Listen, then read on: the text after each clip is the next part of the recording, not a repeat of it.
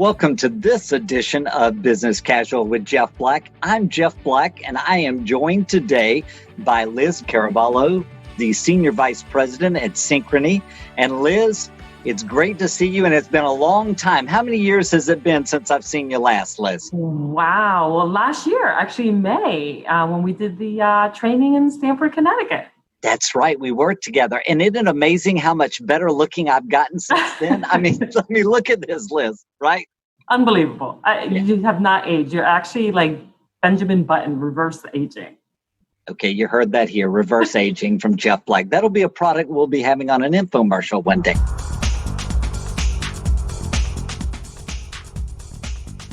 Okay, now back to Business Casual. We're in our module now called Unleash Your BS, which stands for Best Self.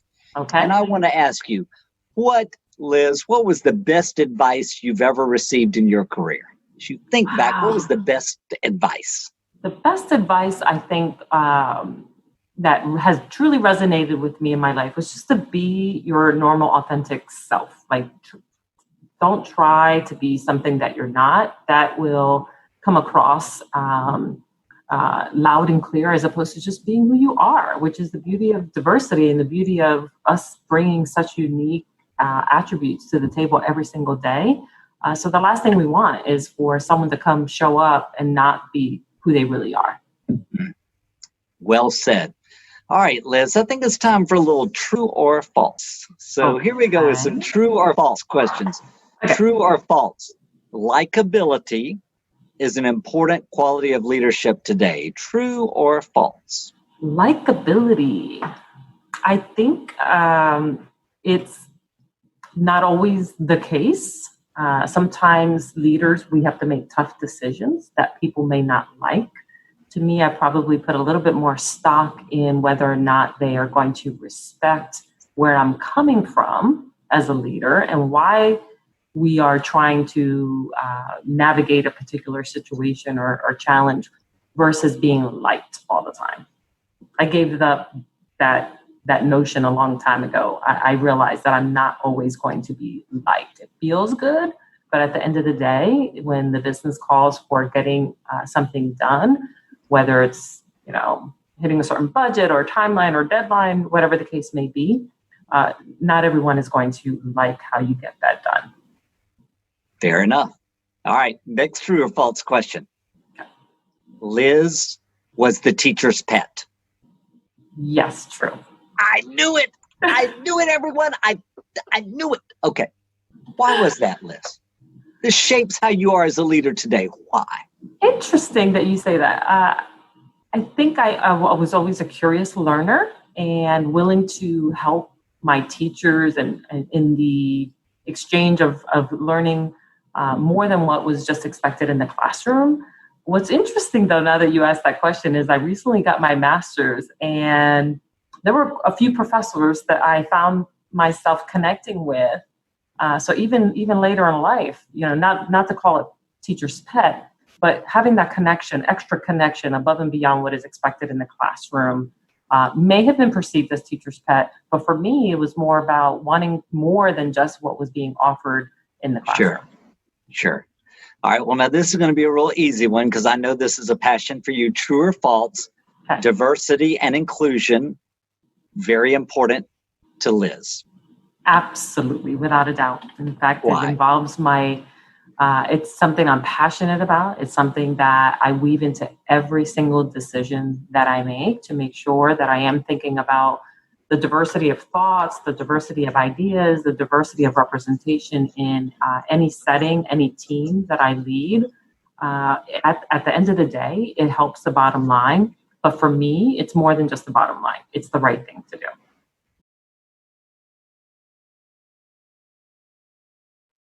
Welcome back to Business Casual with Jeff Black. We are now talking to Jessica Elston. She is the baby sister. She's clarified the much younger sister from Liz, but we don't want to get any family drama right now on our show. But Jessica, thanks so much for being with us today. And we just want to know, what was it like growing up with Liz Caraballo? What was it like? It was good. Liz was always a good kid. She was always into the books, always doing what she needed to do. She worked. She just strived to be the best that she could be at a young age. She was always a go-getter. So even at a young age, you knew she was going to be a great leader one day. Oh, absolutely. No doubt. Like Was she's like the middle. Let me think. We have an older sister, a brother, then her. So I guess she's like number 3 out of the 5. And okay. She got it and she just went. Was there Jessica, was there a specific event you remember maybe when y'all were little kids where you really just saw Liz's leadership stand out, even, when she was like 5 or 6 or 8? Well, I'm gonna just say that she always just like we had certain things that we had to do at home, and she always took the lead in making sure that got done. Being the middle, like 3rd child, she just always made it happen and made sure that we got things done so that we wouldn't get hollered at. So it also sounds to me like Liz likes to be in charge and in control. I'm just saying that's kind of what I'm taking away from this family dynamic here. All right, Jessica, if you had to pick a movie character, fairy tale character that best describes your sister, who would that character be? Cinderella. Cinderella. Why Cinderella? It's getting good. Because of the fact that, we come from a very small town, and a lot of times people don't come out of here. They don't come out of here and become very successful, and she's done that. Well, listen, I think you've been pretty darn successful, you too, registered nurse. Thanks to our healthcare heroes for your great service, especially during this challenging time in our nation and world now. So thank you as well. No problem. So tell me this, if you would. Who was the pleaser in the family? Was that Liz or was that you, Jessica? Who tried to please the parents the most? I guess that would be her. We used to call her Goldie. We used to call her the golden child. I knew if I dug long enough, this thing would start getting good. It's getting good now. So Liz is the golden child, right? Yeah. Right. And why was that? Because she was always trying to make mom and dad happy and please them? Yeah, basically, like I said, she was the go-getter. She graduated high school and she left out of here and she didn't come back. All right. If you had to tell me what's the thing that makes you the most proud of your sister, if you had to narrow it down, what really makes you the most proud? I know she's been successful and all that, but what is that? My sister's got a good heart. My sister's my best friend. My sister's there for anybody that needs any type of counseling, help. She's just an overall great person, and I appreciate her being in my life the way she has been. Well, now it's time for a little open mic conversation. So we're going to go to another series of questions to ask you, Liz, and we'll start with this. Who do you admire when you think about business leaders or just people in your life that maybe we don't even know, but who is someone you really admire and why is that? No, there's no doubt about it. Our CEO, Margaret Keane, is just an amazing role model. She cares. She's authentic. What you see is what you get. And there have been so many of our leaders that are that way too. Our former CHRO, Mark Kinney, for me, was also the epitome of an authentic leader.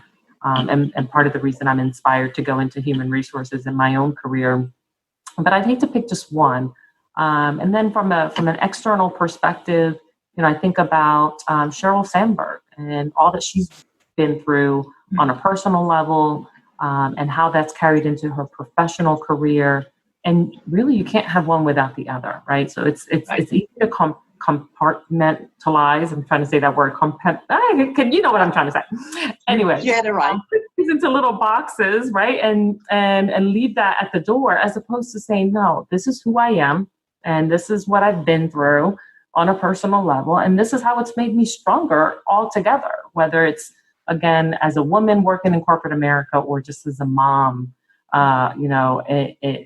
in today's society. So it's just, I try to pick up what I think I need and learn what I need to learn during various seasons of my life and through the exposure of different leaders throughout. All right, well, let's continue our open mic conversation, and let's get some advice from you to give to young professionals. So Okay. I would ask these two questions. Great. The first being, what would be that big overarching big picture message you would give to young professionals today? What would you tell them as they're working their career path and plan? Absolutely. And I wish I learned this earlier in my life. And so I make it a point to share this with a lot of early professional individuals that I meet through University of Central Florida, other universities, as part of our recruiting strategies. And that is ensure that you know who you are. And that changes and that evolves throughout your career and as you age. But know who you are, know what you love, know what you're passionate about, what your strengths are, and make sure that you're seeking opportunities that align with that. And why is that important? It's important because if you do that and do it well, it won't feel like work. It won't feel stressful. There have been plenty of times where I took a job because someone else wanted me to take that job. I wasn't necessarily the most qualified. I wasn't necessarily the most passionate about it, but I was playing the game. I was thinking, this is what I need to do in order to get ahead. Don't you think a little bit, Liz, of a leadership misnomer, a leadership fallacy? Oh, discover those strengths those qualities you're not good at. And that's where you need to focus all your energy, where it seems to be much more today about focus on what you're really good at doing, what you love doing, what your passion is, and get even better at those. I agree. And I 100%, but back in the day, when you would sit down for your performance evaluation, you would spend most of your time talking about what are your development needs. Right. I don't do that as a leader today. Yes, we always have something to work on, but I would prefer to know what it is that you want to work on as opposed to what I'm telling you to work on. So what are the things that you're passionate about that you want to continue to incorporate into your role?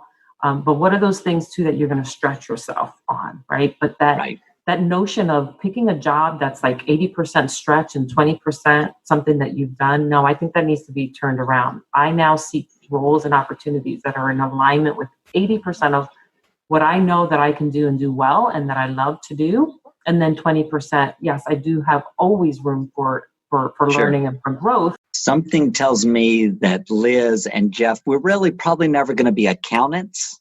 No, exactly. We're not going to be engineers. I would never in a million years think about finance. No. All right. Well, let me ask you this. You have to have a lot of conversations with people. You do a lot of interviews, I'm sure, for jobs at your company and even before at other companies. Let's go in depth here. What's the one big piece of advice you give people as they go into or in that job interview? What do they really need to look for and do well? Prepare. Right. They know themselves best. The other person is really trying to get to know you. So make sure that you know you. Make sure you know what you've done, what those experiences, how those experiences have prepared you for the job, right? One of the things I say is, listen, this is a puzzle, right? And the hiring manager is looking for that missing piece of the puzzle. Your job in that interview is to figure out if you are the piece of the puzzle. And it is a two-way conversation. You may find through the interview that this job is not for you. Not what you want. Or that you are not for the job. Wouldn't it be better to leave that interview and just say, I appreciate the time that we just spent together, but I don't think that I'm the person that you're looking for. Certainly, good leaders today have a real sense of being philanthropic, of being involved in charitable organizations, because it's not just about win at work, but it's also about giving back to our community. So, Liz, what is that charity that means a great deal to you? We want to hear about your charity of choice, so to speak. Sure. So here in Central Florida, there's an organization called Children's Home Society, and they actually serve all of Florida, but the advisory board that I participate in is here in Central Florida. I was introduced to CHS when I moved here 2 years ago to become the site leader for our Altamont Springs office. What immediately pulled me into CHS, and they have a lot of different pillars, but the pillar that I was most passionate about is the foster care system and keeping kids out of the foster care system. It's unavoidable sometimes, but the idea then is to get them back reunited with their families and or to get them adopted as quickly as possible so that they can have a forever home.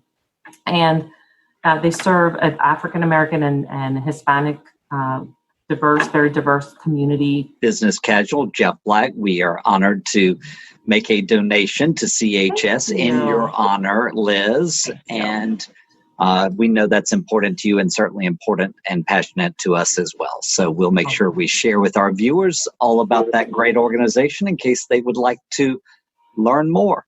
Great, thank you. Liz, we're at the end of our time today, so we just want to know, is there anything else you'd like to add? I know just being back with Jeff Black has been joyful, but I don't want to be so self-serving. Okay, not really. But any final thoughts you have for leaders today, especially in these most challenging of times? What would that be? I would say that, working for a company that has really, really strong values and living those values, making sure that those values are coming to life, especially right now. Our employees, our communities, they're hurting, and making sure that we're listening, we're learning, we're caring, we're relating, we're doing our best to ensure that we are balancing the needs of the business with the needs of our employees who need us most right now. And I think as a leader that's what we need to be able to focus on and make sure that we're striking that right balance between the needs and goals of the business versus the needs and goals of our employees. Well said. What a great way to end our time together. We've enjoyed talking to Liz Caraballo from Synchrony's Senior Vice President. We invite you to join us for another edition coming soon to Business Casual with Jeff Black. Thanks so much for watching. Have a great rest of your day wherever you might be in this world of ours.